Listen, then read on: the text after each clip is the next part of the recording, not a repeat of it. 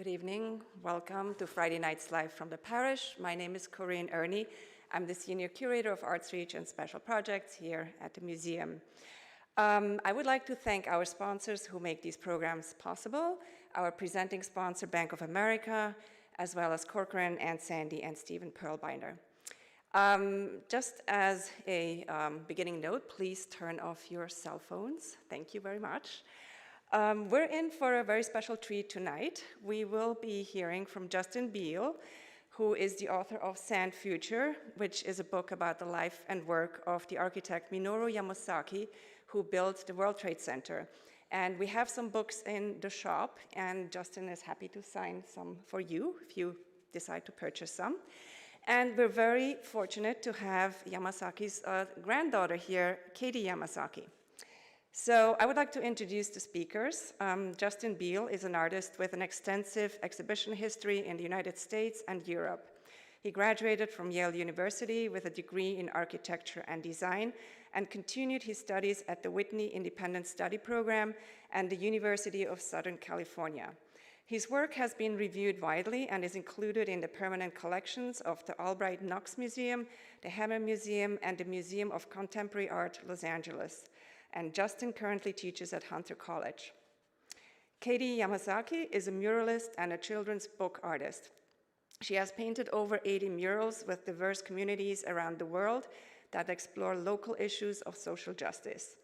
Her children's books focus on stories from underrepresented communities. The books When the Cousins Came and Fish for Jimmy recount personal family stories about the internment camps of World War II and growing up in a multiracial family. Katie earned her MFA from the School of Visual Arts in New York City, where she served on the faculty for several years. She was a Spanish and art teacher in Detroit and New York City public schools. Welcome, Justin and Katie. Thank you. Thank you, Corinne. Thank you, everyone. Hi, everyone. Thank you. I just wanted to thank you for the introduction. Thank you, Kelly, for having us. Thank you, Victor, for getting all the logistics sorted out. And thank you, Katie, for being here and for your support throughout this process. I was going to begin by reading just a small section from the book, and then we'll jump into talking. I won't touch my mic again if I can avoid it, sorry. Okay, so this is a section from the book that is deals with sort of a turning point in the middle of Yamasaki's career, but also deals with some of my own process of research and learning about him. I had spent a week alone in Yamasaki's archive, and I was unsure if I knew him any better than before I arrived in Detroit.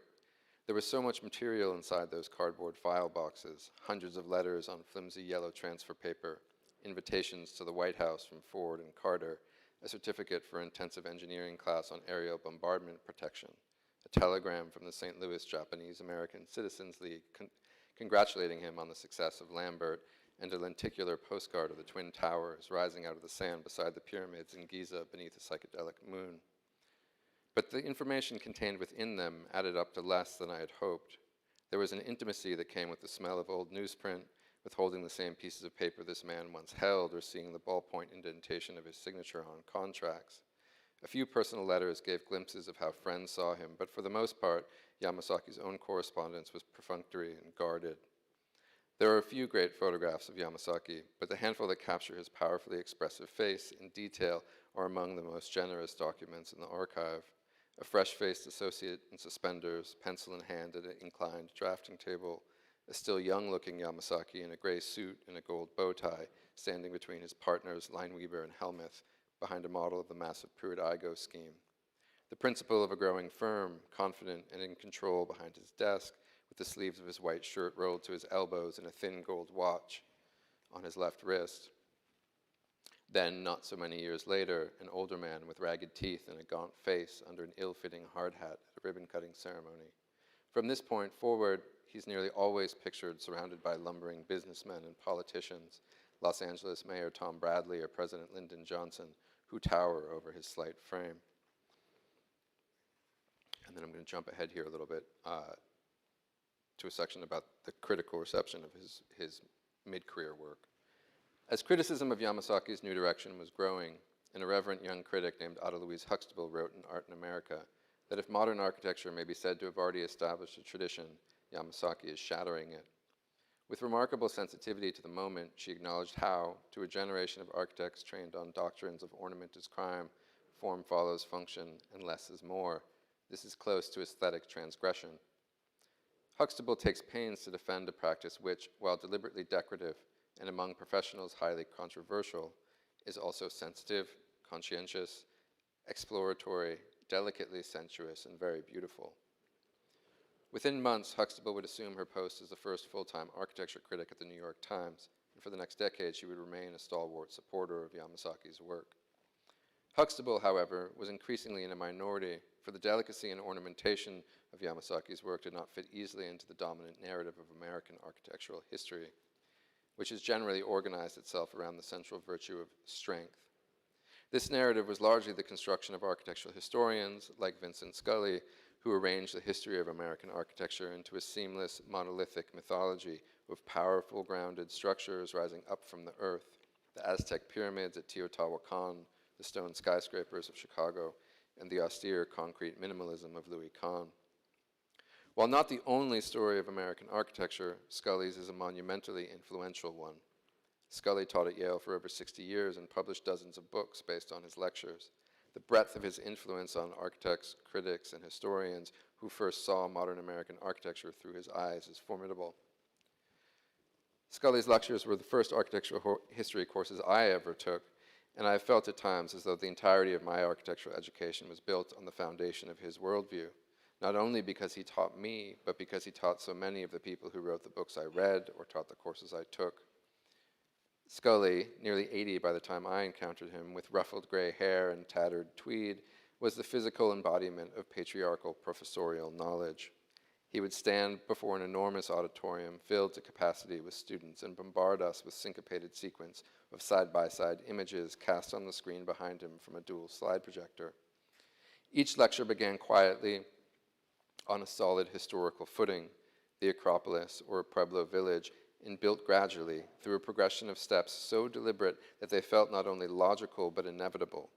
He would bang his broomstick pointer on the floor emphatically or clench the dais and fight back tears as the lecture reached its inevitable crescendo, advancing images by shouting "slide" at the graduate student on the projection booth, like a sea captain barking orders at his crew.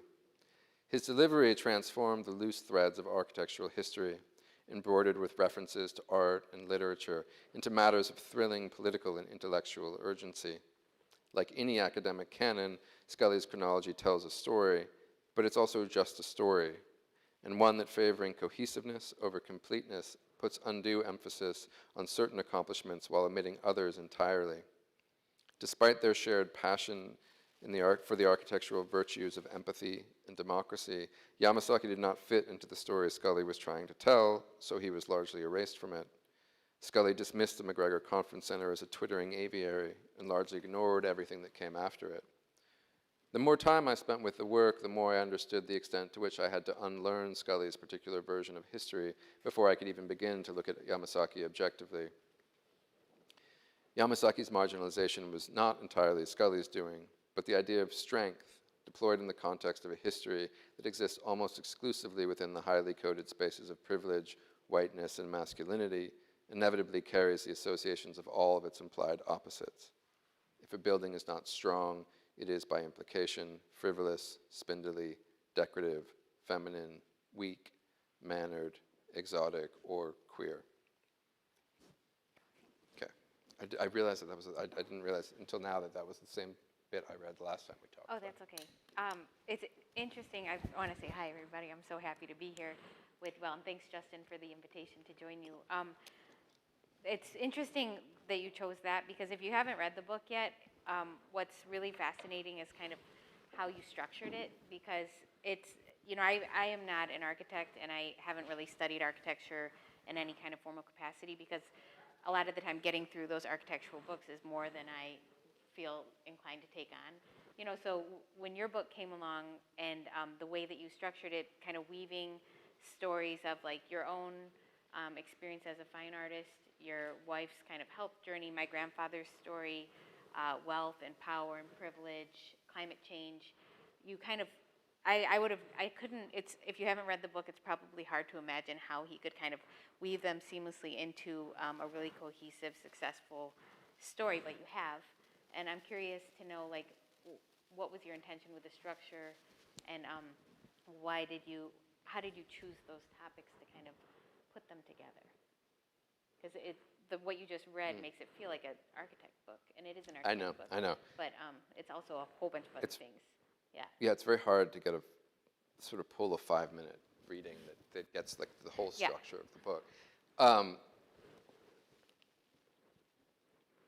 But I do think I hope there was something in that section that kind of communicates a desire to change the tone a bit. I mean, I think part of what I was thinking about when I was working on this was how to write. I've always found that architecture books from within the field have always like left me wanting more, and the books that I think are the best books about architecture are often not by architects at all. Thomas Mann, Donald Barthelme, James Salter, the people, Susan Sontag, they're all, Teju Cole, they're all these books that really speak to architecture the way I think about it, often come from outside the field, and I think that is in large part because architecture books tend to be very impersonal, and I think people's experience of architecture is really quite personal, and I think to really accurately describe an experience with architecture, you have to account for the personal and your personal. It can't just be a totally objective description, and so I wanted some of that personal dimension to come in. But I was nervous about it, and this is a story that I've told you before, but when I was maybe 2 years into working on this book, I had walked away from a career as an artist and started working on this book, and I was kind of really excited. I'd found this subject who fascinated me, your grandfather, and nothing had been really substantial had been written about him in 40 years. And I was going to do it. And then sort of halfway through this process, I discovered that through a colleague that somebody else was actually already writing a book about Yamasaki that was going to be published by Yale. I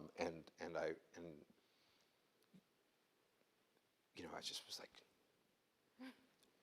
oh no, what have I done? I like sabotaged my art career. I started writing this book, and this other guy is like years ahead of me. And it was good too.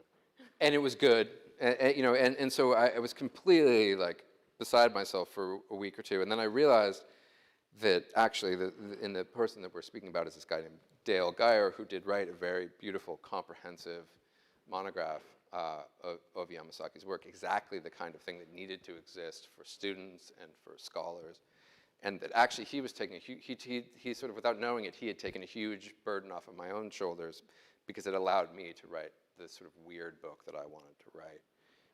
And in a way, his project allowed me to kind of just lean into what this book wanted to be. Well, I think you pulled it off, and I think that like what I love about it so much is that it kind of feels like how we non-architects who kind of appreciate architecture, how we function in the world, and how architecture is integrated into everything that we do, into our everyday moments. But it was kind of like, I particularly loved the parts where you spoke about you and your family and kind of like how you, how all of these worlds overlap because what we're doing all day is moving from one space to another. And I think that is also reflective of how I understand my grandfather to have felt like what he cared most was how people felt in the spaces that he created. So I felt like your book felt kind of like a parallel universe in there. And one thing that is interesting to me is kind of like this idea of him as like existing in relative obscurity, because you can imagine if you grow up in like the Detroit area and your grandfather is Minoru Yamasaki and he designed the World Trade Center and you grow up in the 80s, there's nothing obscure about him. To us, he was like a rock star, also we spent weekends. My father also worked at his office, so we would spend weekends at the office with my father, and it was a full office on a Sunday, you know. But it was surprising to me to hear that he like lived in relative obscurity, because I think also in the Detroit area he doesn't. You know, in Detroit people really know him, but I thought that that was interesting. So I'm curious why you think that is, you know, and what also growing up as a Nisei Japanese American second generation man might have had to do with that. Right. Yeah. Well, you know, obviously, I intended no offense by saying that he was. No. You know, I mean, I think Dale said it too. I went to. No, but I mean, I Dale, think yeah. the truth of the matter is that he's not. There was a point in sort of the apex of his career in the early '60s, you know, when he was on the cover of Time magazine, and not very many architects have ever been on the cover of Time magazine, and I think most, you know, all of them are really household names: Frank Lloyd Wright, Frank Gehry, Buckminster Fuller, and I think the fact that he was among that group, but not, you know, a household name, except you know, unless you grew up in his household. Granddaughter. But you know that he's for the amount that he built, you know, and the influence of the work that he built, he really isn't properly accounted for in the history of American architecture.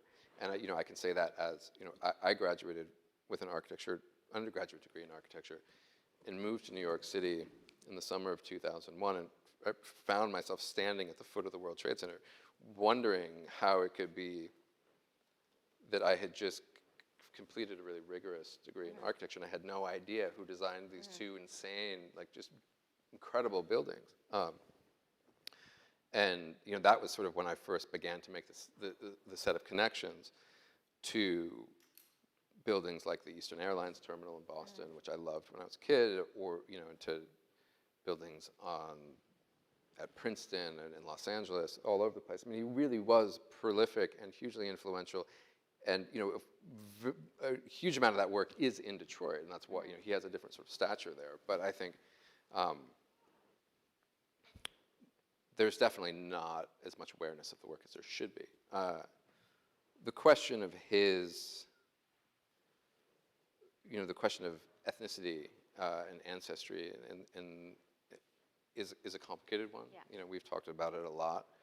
I think it absolutely has to do with his marginalization in a field that was, especially then, totally dominated by a certain kind of white man of privilege. And, but I also think it's not the entirety of the issue. Right. There was also other things that he was doing that were running counter to the mainstream, his relationship to ornament and decoration and stuff.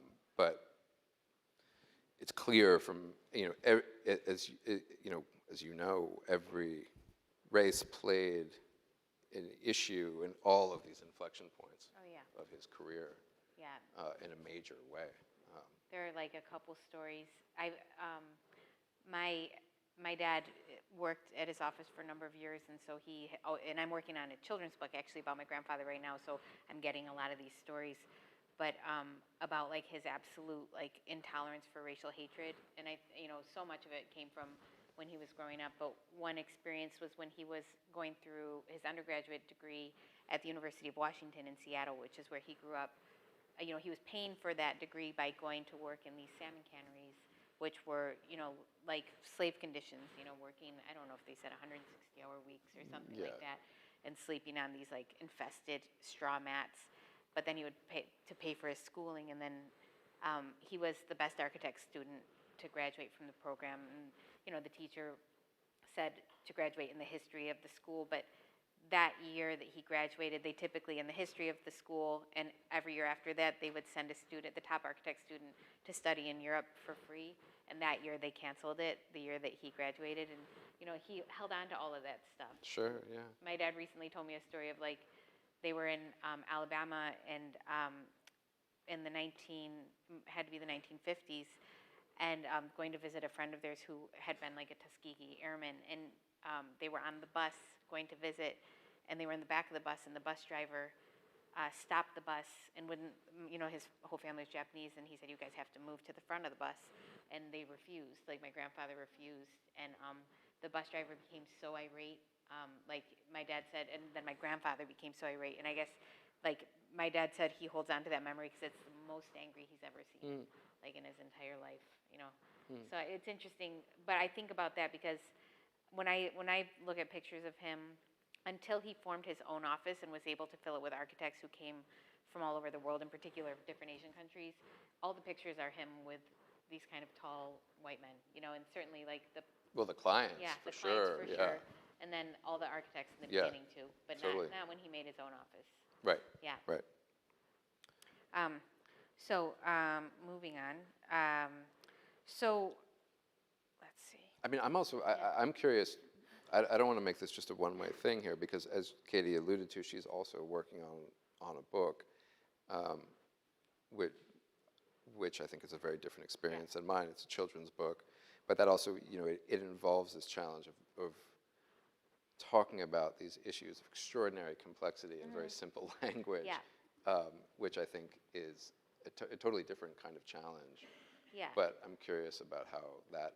Well, I think one challenge for me is that, I'm a member of a family, but I'm not like my grandfather's only relative, so anytime I'm out here speaking, I'm just one person, and my father, my uncle, my just recently passed on, and all my cousins might have a completely different, storyline, but so that's a challenge. But I think that one thing that we all run into, if you look them up on Wikipedia, you see Prudigo and you see the World Trade Center, and I remember going to an event at the Center for Architecture in Manhattan, and a young architect said to me, "Oh, Yamasaki, like Prudigo and World Trade Center, that's quite the legacy."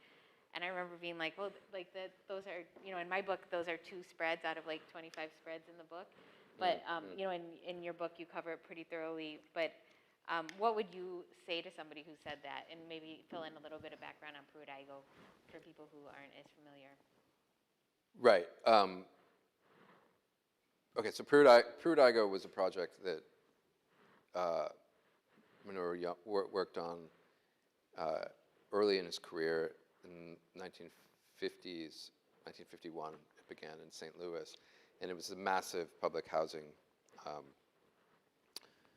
complex, and it was kind of one of the premier examples of this idea of using the tall buildings in open space to solve social housing issues, sort of got social welfare projects. And it was considered to be a huge success when it first opened, although he really struggled with the design. He really wanted the buildings to be lower, not as tall, not as big, but the Housing Authority had very specific rules that were dictated by the Housing Act. Anyway,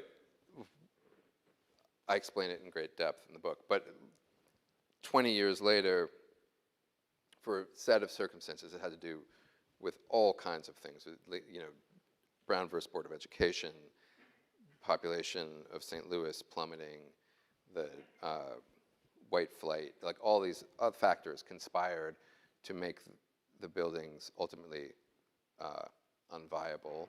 And then George Romney, who was Nixon's HUD secretary, decided that they should be demolished on television as a sort of symbolic referendum on social welfare projects, and that happened in the spring of 1972, in the summer of 1972, right before the World Trade Center opened. So Yamasaki has a sort of dubious distinction of having had these 2 major projects, Prudigo and the World Trade Center, for lack of a more subtle way of saying it, explode on live television, which is a really extraordinary coincidence and certainly tragic. But I think that one of the most tragic things about it is that they're probably the 2 projects that are the least indicative of his work as a whole. Yeah. And this is somebody who built prolifically all over the country, all over the world, and I think it's one of the hard things about trying to account for the career and the legacy is how do you tell that story of Prudigo and the World Trade Center, which is important, and partly because those two projects have had such an influence on American architecture, while also accounting for all of these other projects that were really trying to do something quite different, which was to sort of take the idea of modernism and add a kind of human element back into it. Right. So I think you just have to hold those things in balance, right? Like you can't act as though these two defining projects didn't happen. Right. Yeah. But you also have to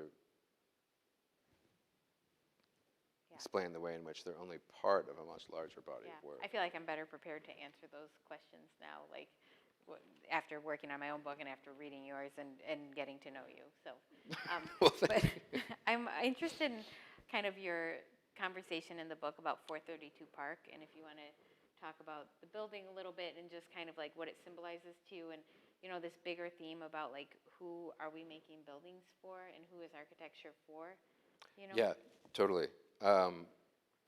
So one of the way the book is structured, as we discussed before, about 50% of the time you're reading the book, you're kind of with Yamasaki's story, and it moves more or less in chronological order. And then the other 50% of the time, you're with a narrator who greatly resembles myself, or on one of a number of different digressions. And one of the sort of subjects in contemporary New York in the book is the construction of 432 Park Avenue, which is this building that was designed by Raphael Vignoli. It was the first of the extraordinarily tall, narrow, private apartment buildings on 57th Street, of which there are now half a dozen. And it's a really striking building, and one that was kind of it was going up as I was writing the book, so I just kept sort of tracking it as I was writing it. It kind of becomes a marker of time throughout the book. But one of the reasons I was so interested, it has these odd similarities to the World Trade Center. It's square in plan. It has no sort of real distinction between the base and the cornice and the center. It's identical on all four sides.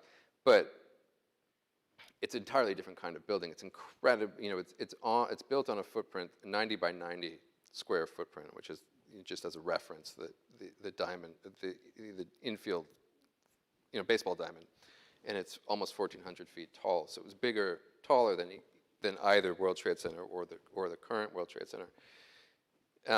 And at the time it topped out, it was the tallest building in New York City. And I think the way I write about it in the book is just, if you think about the tallest building in New York City as an index of where power resides in the city historically, kind of trace it back, beginning with a kind of temporary Lenape hunting shelter. The Dutch come and build a fort, right? This is a sort of symbol of military power. Later, as everyone settles in, Trinity Church, Collegiate Church, which are still there, become the tallest buildings on the island. Then the Industrial Revolution brings these like sort of symbols of capital, Woolworth, Singer, eventually Chrysler, the Empire State Building. So those are the tallest buildings. Then when Yamasaki is designing the World Trade Center, you get, which is really kind of a project that was sponsored on the one hand by David Rockefeller and Chase Manhattan, and then on the other hand by the Port Authority, which was this sort of non-governmental, extra-governmental authority. So it kind of represents this collusion of private and public sector power. But now the tallest buildings in New York, sort of all 6 or 7 of them, are all these private residential towers. I don't actually have the images of 432 Park on this slideshow, unfortunately, because this is just a Yama slideshow. But It's like this, but yeah, it looks like that. That's a very good reference.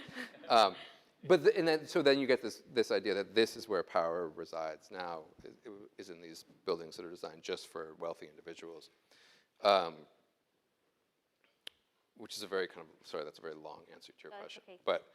But I think there is this way in which it's interesting to look at what buildings mean, and actually this might be a good segue into the Liebskin story, which I'm dying for you to tell. Okay, well, Unless you had a different question you wanted. No, it's fine. I and pretty much everybody from my family, we really, after 9/11, we stayed very clear away from all, you know, events having to do with the World Trade Center or 9/11 or anything with my grandfather. It was such a bad time, and we didn't want to shift the focus. You know, when people would call and say, "Oh, we're grieving the loss of the buildings," and we were like, "The buildings, you know, it's all the people, and then it's the war. You know, it's all of these things to watch, those towers become a piece of war propaganda for my family was like terrible. You know, as a war none of us believed in, and then it was kind of like on banners and posters and everything. And so we were very disengaged with kind of all events kind of like this. You know, we didn't go to anything. And then there was a talk with Daniel Libeskind at the JCC in the Upper West Side. And, you know, in 9/11, I lived on West 46th Street. That was like my second day of graduate school that day. And so I had been thinking a lot about, like, what are the symbols that we make, and, like, who are we making this stuff for? And then I was thinking about, like, when they're rebuilding, what you watched was, like, all of these cooks in the kitchen, and then you saw all these grieving families, and, like, kind of all of these power plays, and, like, I just felt so much, I just felt so much for, like, for the families who were waiting for the architects and the city and the Port Authority to get it together, to make a plan so they could honor their loved ones. That was pretty devastating. But so I went to this event, and he was speaking, and I don't want to, like, talk trash up here, but No, I'm not trying to. You know, you kind of are, but No, I'm actually just interested in the final well, it was comment. an interesting comment. So he was answering, a lot of people were asking questions in the way that people, like, ask a question, but first they give, like, a 15-minute biography of themselves, and then they ask their question. So everybody was kind of, and he was giving these long answers, and he started out his talk by saying, "I'm sorry I'm late. I just came back from India right now, where I was honored. They give the award for the best in every field. So they were awarding the best musician, the best, you know, engineer, the best architect, you know." So I was kind of like, okay. So, but then he, I kept raising my hand. You know, this was 20 years ago, and I was pretty young at the time. And he wouldn't call me. Finally, he called on me, and I decided I would tell him who I was in relationship to, like, the tower, so he would take my question a little more seriously. And I was just asking him, like, how are you going to create a symbol in this case that's not a target, where people can feel safe sending their family members to work there, and people can feel safe going there every day, you know, because this is the reality of where America is in the, you know, in the global perception. It's not a mystery why those buildings were a target. And he got so mad, and he said, "Buildings are not symbols." And I said, "What?" Like, you know, it was not a conversation. But he said, "Buildings are not symbols." And I was so confused by that. I was also, like, just kind of taken aback by his tone. He was very angry about the elevator systems in the World Trade Center, which I thought was a confusing answer. But Okay. yeah, I don't know if I told you about that, but he talked about that first, and then he said, "And buildings are not symbols. Anybody who tells you they are, they're just wrong." And I said, "Well, what's a castle? What's a hut? You know, what's the Capitol building? You know?" Yeah. No, I didn't mean to set you up to speak ill about Daniel Libeskind. But although I do think it's really, I mean, of all, you know, it's really a crazy thing for him to say in particular. It was crazy, yeah. You know, I mean, his design for the World Trade Center, which was never fully implemented, you know, it was like 1,776 feet tall to have, like, a numerological link to the Declaration of Independence, you know. I mean, so for him to say he doesn't believe in symbols. But this idea that, I think the World Trade Center is so interesting in that regard, because it's a completely preposterous to say that architecture is not a symbol, right? And it became, you know, and that's one of those things that I think you know, would have been so devastating for your grandfather to realize, like, what it came to symbolize. Because it's almost, you know, if you look at the way that he proposed the buildings initially, obviously it was a very different time, but he really, I think, believed in this idea that there was the potential of this new idea of global commerce as, like, a force for world peace, right? It hasn't really turned out that way. You know, globalism has taken us in a different direction, but he really did believe that there was this way in which this project was going to symbolize the like unity of nations. Right. And I think that the World Trade Center through its life has gone through several symbolic shifts, but unfortunately it's landed in this place where it probably, it may well be the most recognizable building as symbol in the world, right? Yeah. Yeah, no, it's interesting. It's like, I think about, those buildings and other buildings that were less successful. When I think about the work that is so beautiful to me, it's like McGregor Memorial, Here, Robertson. yeah, Robertson Hall, McGregor Memorial, and buildings like that he was really known for. But it's like once he got much more famous, especially with the World Trade Center, all of a sudden the size of the office was doubled. More than 100 architects, and he always wanted to keep the office to like 50 or 60 architects. But then all of a sudden he's responsible for the the salaries and the well-being of all of his employees, and that was something he took. It's a very Japanese thing, but it was something he took very seriously, was the care and well-being of his employees. And that pressure, and then I think early in his career, he was taking care of, most of our family was sent to the internment camps, and the ones that weren't were wedged into his tiny one-bedroom apartment with my grandmother. My grandparents got married 2 days before Pearl Harbor, and then it was like, we have all these letters that are just like, there's word that they're going to take us, that we have to go. And so he was able, because of his work, he was actually working with the military at the time, designing a naval base in upstate New York. He was able to get his parents across from Seattle, but my grandmother's whole family and all the extended families, everybody went to the camps. So then there was like incredible financial fallout because everybody loses their home, their jobs, their businesses, their cars, their education, all within, the span of a week or a few months, and that's it. So he was the one who was paying for everybody, so it's interesting. By paying for everybody, by working for the government that considered his entire family enemy combatants. He was investigated by everybody, the NYPD, the FBI, the people he worked for. Yeah, it was a wild time. Yeah. Several people have asked me a couple times what I learned about him that most surprised me, right, when I was working on this. And I knew very little, so in a certain way that's kind of a silly question to ask me, but I'm curious to turn it back on you and ask when working on your book, what you learned either about him or that went sort of contrary to kind of family lore. Because I think what's so interesting when you start researching somebody this closely is the way I'm not objective when it comes to my grandfather, right. But I think I just, I grew up knowing that there was a certain amount of personal hardship in the family, and I think that that's really common when you have somebody who works that amount.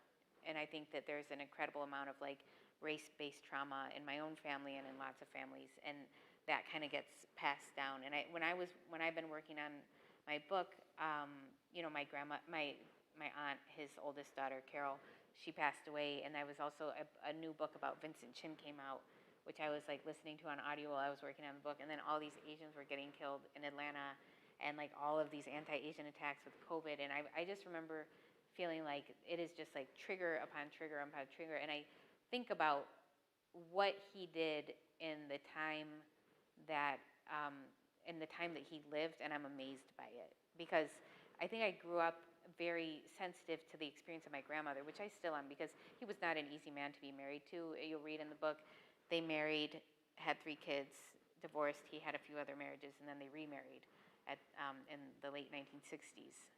So it was not an easy relationship, and I always had incredible empathy for her and for my dad and his siblings. It was a tough household, but I think seeing what he was able to do and how much he cared about how people felt in the spaces that they occupied, I think that was very moving to me. Yeah. Yeah. No, I think that's it. Yeah. Okay. Where do you think, it's interesting, I work a lot in social justice spaces and community organizations and things like that, and I was an art teacher for 12 years, and a lot of my top art students, their parents would be like, well, maybe they could be an architect, as something, a job they could have that would be good. And I always thought like architecture is a brutal career. Like I just remember being in the office on Sundays with my dad and everybody saying, "Oh, are you going to be an architect when you grow up?" And I was like, "No, I don't know what this is, but I know I'm not going to do it."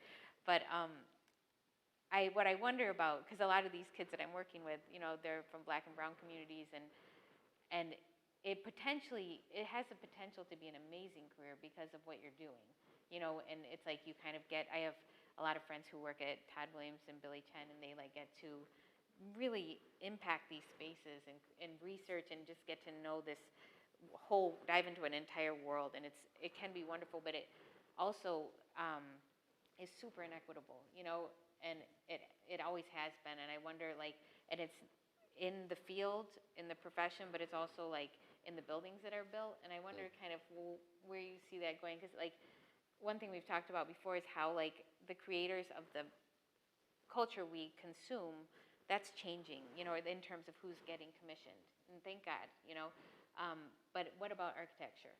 Right. Well, I mean, I think that's exactly the question. Do you know that Todd went to school with your? He did my aunt, Yeah. That, as we start to reconsider the content that we're consuming, right, and consider about where it's coming from, who's writing the books we read, who's making the movies we watch, who's playing the music that we listen to, I think it's always struck me that we're way behind in that conversation with architecture, because you don't, unlike other forms of content, you don't choose the book. I mean, the building that you go to school in, you don't choose the building that you work in. In the vast majority of cases, you don't choose the building that you live in. And so that, if we consider architecture an art form, which I think many people in this room do, we haven't yet accounted for the fact that we're not really giving people much agency in the architecture that they consume. And I think, obviously that architecture is unique in that in order to, its realization requires an extraordinary amount of capital. And so it's tied inextricably to economics in that way. But I also think it's just this, there needs to be this kind of top-down reassessment of how architecture is valued and constructed, and I think it has to happen at the level of architects, but I think it also has to happen at, a lot of the story of contemporary New York is not about architecture, it's about zoning and about government, incentives and development, the dependence on developers.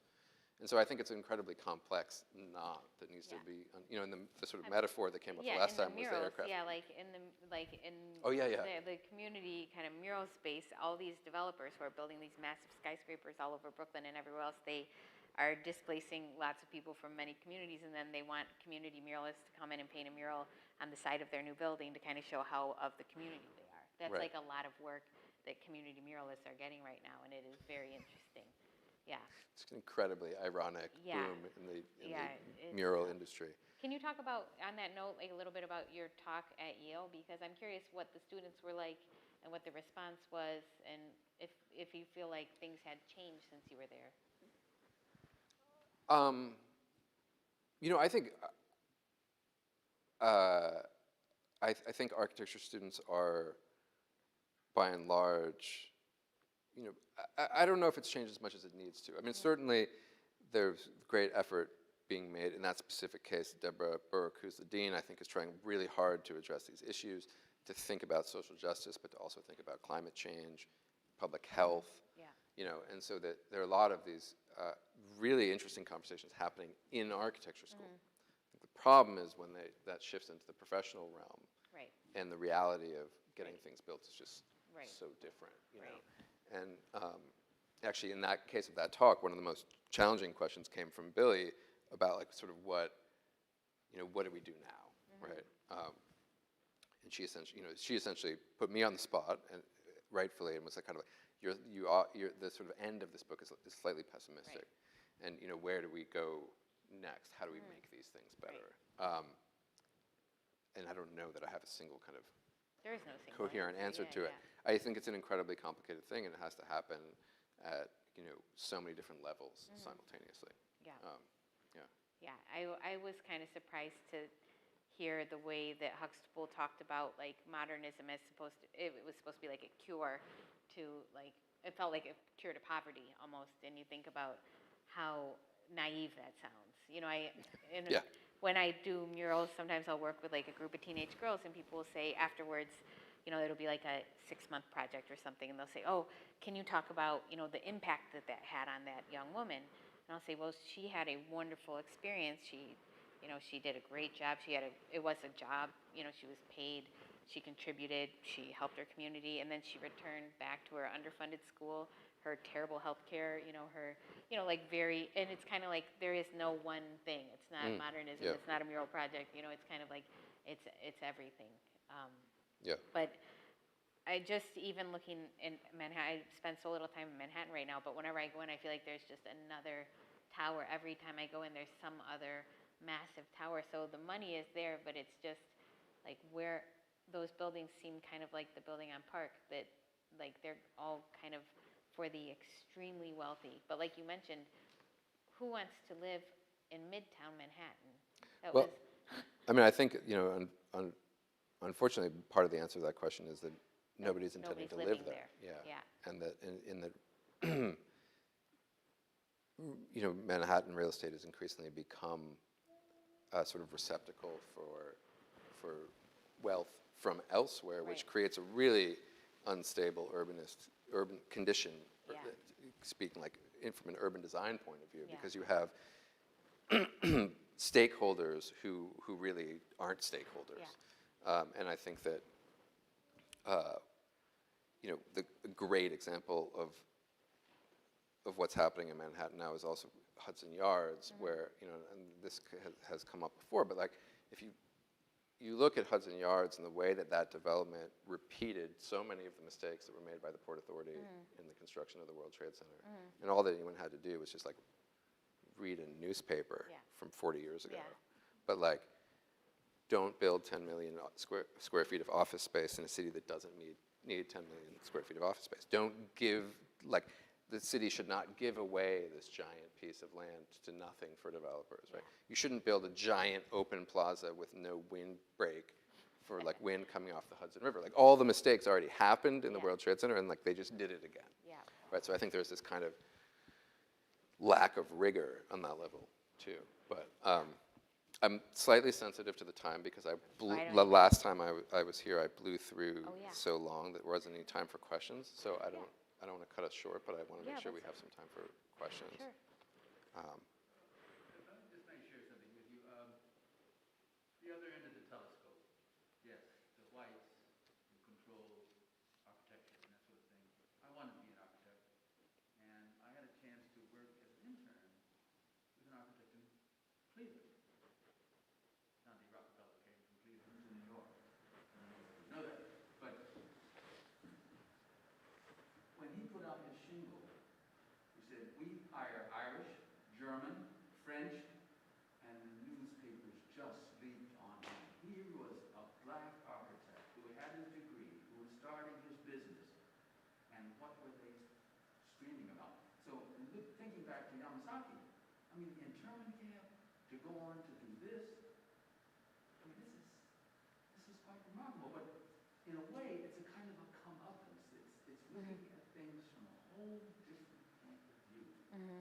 What was it like? And this fellow who was 91 and on the board of Case Western Reserve University, when he went to the school and said, I want to be an architect, the dean said, oh no, you don't accept black people. He went home, got his military uniform home, came back and said, I spilled blood for this country in Italy during the war. And I just think this is all very wonderful. And Barbara Snyder, who was the president of Case Western Reserve, she said, Robert, tell that story to the board. And he told it at a luncheon, a homecoming luncheon. And all these people at the luncheon tables had to hear this guy say this. And they were sort of surprised. And he said, you know, when I finally graduated, the dean still couldn't talk to me. He said, here's your parchment. This will be good at a lumberyard. Wow. The attitude, how things change slowly.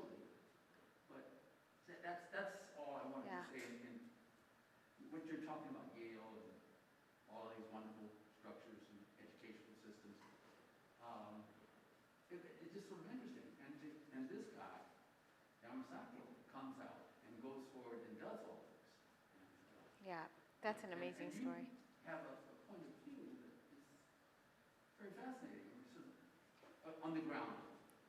Thanks. I didn't mean to. No, I think it's I think it's totally a great point. And I That's think it's an also, amazing story. I think Yeah. it's also important to just, maybe I should have said this even more emphatically when you asked the question about Prudigo and the World Trade Center, but there is a level at which the idea that you're talking about this career as a career of failure or tragedy is absurd, Yeah. right? I mean, like the amount that he was able to accomplish, the amount that he built, the extent of his influence, is a truly remarkable accomplishment for any architect. And yeah, I think you're absolutely right that there is the other end of the telescope suggests incredible, fortitude Right. to have accomplished what he did. Yeah. And also just to make sure, I didn't want to mislead anybody, but he actually was not sent to the internment camps. No, he was married. He lived in New York City, and he was married to my grandmother in New York 2 days before Pearl Harbor, and at that time, so his parents were in Seattle. My grandmother's family was in LA, and so his parents were able to come to New York to live with him and my grandmother and his brother in a one-bedroom apartment on the east side of Manhattan. And then my grandmother's entire family, and then the rest of the extended family, they were all sent to the camps. But he was not. So he was not. He kind of became financially responsible for like the fallout for the entire extended family, which was quite a pressure. But still working under circumstances where he was like designing this military base tell that story, in Whitney. upstate Yeah, New York, and multiple times was turned away by the MPs at the gate because they thought he was a spy trying to go into this base that he had designed, right? It keeps coming up too, right? Because I think, of course, he ended his career and his life in Detroit during the Vincent Chin trial and this sort of other upsurge of resurgence of anti-Japanese racism in Detroit in the 80s. Yeah. So it was always there. Yeah. Can you just clarify something else? You were asking a question. You had just been here at graduate school or something. Who were you talking to who said buildings are not symbols? Daniel Libeskind. This is Yeah, I think he was a little flustered, and that's why he said that. Because I honestly can't believe he meant that. No, Yeah. Yeah. He had come off a long flight from India. Yeah, he was being honored in India. Yeah, but it is interesting, and I always think about. I think, I always think about like with the stories of like the Japanese American community and everything that people have been through, how important it is to relate it to other communities and how much, like issues of racial profiling. I'm always kind of advocating in my own community to be like, look at issues of racial profiling today. Who's most impacted? Of course, like there's a huge issue with anti-Asian sentiment right now and forever, but it impacts so much more on a daily basis, Black and brown communities all around the country. And I always, it's kind of like how to take these lessons and then not look at them just as like a single occurrence, but as like as something that needs to be fixed across, throughout society. right now. Take my vote away. Right? It's Yeah. fine. You can live here, but you don't need to vote. Right. I mean, that is just how things are just rigid. Yeah. Just Yeah. perilous. I mean, I guess it's the silent majority that is just coming up slowly. And What year was that at Case Western that happened? Pardon? What year was that at Case Western? Like the 50s? this would have been in the late 40s. 40s? Yeah. Okay. Late 40s, yes. Okay. You would think Ohio too, like Ohio's supposed to be better than that,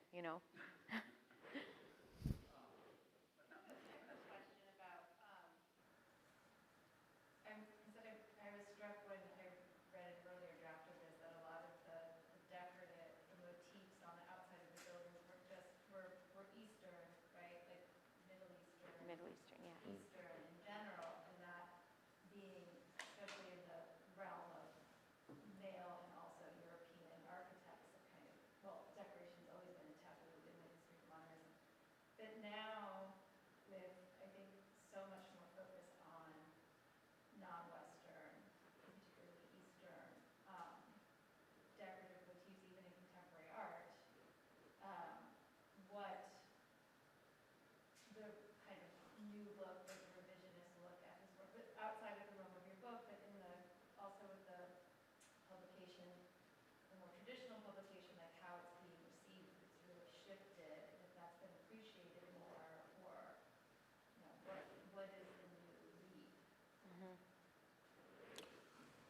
Yeah, I think that's, It made me think about the National African American Yeah, Museum I think that's in the best Smithsonian. example, So yeah. like the Reynolds Meadows building it's in Southfield, I think, Yeah, Southfield, yeah. Michigan. It has this, I don't know the architecture terms, but kind of like a facade of these overlapping circles. And so a lot of people kind of think about when they look at the new spectacular African American History Museum, the Smithsonian, they kind of think of that as like inspiration. Including, I mean, Yeah. David Auger, who designed it, you know, I think is one of those people who is a real kind of student of Yamasaki's work and has been very aware of it. And so I think there is, yeah, I think there's a lot more interest in kind of embracing. Yes, yeah, right. And I think also like one of the things he was really interested in was always like how in Japanese architecture, the inside and outside are in constant conversation, and and I think that is, I think people are just realizing that that's a better way to live. You know, it's interesting. It comes up a lot in your book, kind of like or I don't know if it comes up directly, but this topic of sick buildings and kind of when you think about, I mean, you even think about COVID and you think about like just the exchange of air and the experience of kind of like nature with a building, you know, I don't know, it kind of is all evocative. Yeah, totally. Yeah. No, but I think there is a lot of interest in that. You know, also Edward Dorell Stone is another example of an architect I think people are interested in now in a way that they weren't before. And you know, he was looking at a lot of things at the same time about like ornamental surface treatments and sort of looking at Mughal architecture and Islamic architecture as a source of influence. Which is actually, and the irony to all of that is that if you look, for example, at it's sort of a brise soleil or like a sunscreen in Islamic architecture, it is incredibly decorative, but its origin actually was totally functional. It has to do with allowing air in and blocking light. And so actually, like, if you weren't so narrow-minded dogmatic about your sort of functionality in modernism, it would be easier to allow for these things to come in because they actually were, in their origin, quite, quite functional. So although Justin said that he thinks that this building is not as functional as a conference center. I've never been to a conference there, but I did get married in this right here, and also my grandfather's memorial was right here. They clear out this space, and but the conference area is on either side. I love this building. You know, again, totally biased, but yeah, I don't know. It's McGregor Memorial at Wayne State University. Yeah, and then it has like these reflecting pools in the back. But yeah, and I know people who love going to conferences there. Yeah, But they also just tell me they. I was saying I probably like Reynolds better, but I mean these are the sort of the building. There are three major buildings on Wayne State campus in downtown Detroit, and this one has been the most well restored. It's probably in the best shape. Yeah. Well, they just did a major. Yeah. Yeah. I will say one thing too. Like with my own family's kind of shyness away from events, kind of, or from people who write about my grandfather and have kind of studied him, until Dale Geyer and Justin's book. I think that the family was fairly traumatized by a lot of the reviews that he used to get and the criticism he used to get, and people kind of stay way away. And so I think Justin should know, you know, I mean, he does know that my family so appreciates like the care that he took with really researching my grandfather's life and work and all of the intricacies, and Dale's book as well. But I think that it wasn't always like this. You know, I guess I think that my grandfather was really impacted by the harshness of a lot of those reviews. I mean, some of them were so racist and so awful. And just talking about his body, his frame, you know, his like the building says feminine, or you know, like just the critique was pretty brutal. And so I think that it's been so nice, like from our side, just to see these really thoughtful comments and studies on, you know, work that we love, but a complex life and a complex history. So thank you. 1986. He was 73? 73, yeah. I was 10. I think that's a good. Oh. I believe